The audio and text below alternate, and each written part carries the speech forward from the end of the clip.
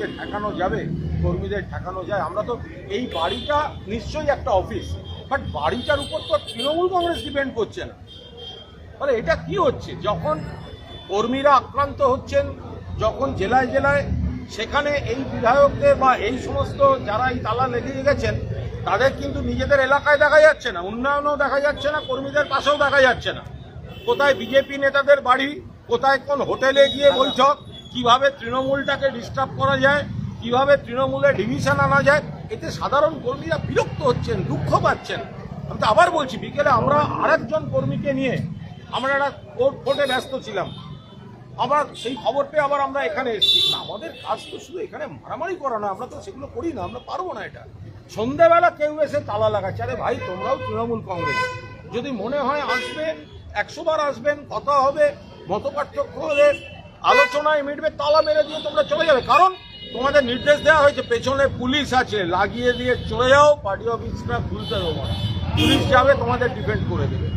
আমরা তো এসছি না, আমি তো ভেবেছিলাম ওনারা থাকবেন, আমি তো আলোচনার জন্যই, আমরাও তো ছুটে এসছি, বৈশা এসছে, মদনদা এসছেন, যারাই এসছেন, আমরা তো এটা ধরেই এসছি ওনারা থাকবেন।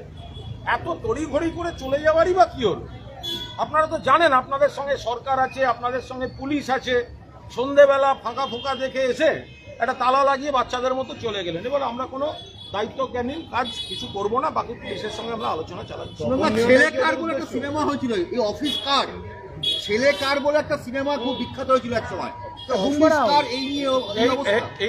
এই অফিসটা তৃণমূল কংগ্রেস ভাড়ায় চলছে। তৃণমূল কংগ্রেসের যে অফিস সেটা তৈরি হচ্ছে বলে তারা ভাড়ায় চলছে।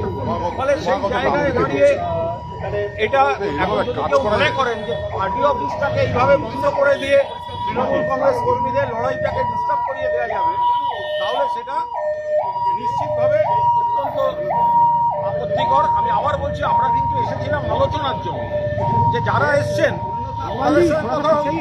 তারা এত তাড়াহুড়ো করে চলে যাবেন এবং তাদের পরিবর্তে পুলিশ এসে পাহারা দিতে শুরু করবেন। ওনাদের রাজ্য কমিটি না কিসব তৈরি করছেন, তার মধ্যে পুলিশেরও 4-5 জনকে রেখে দেবেন, সেন্ট্রাল ফোর্সের 2-1 জনকে রেখে দেবেন, নইলে তো আপনারা চালাবেন কি করে?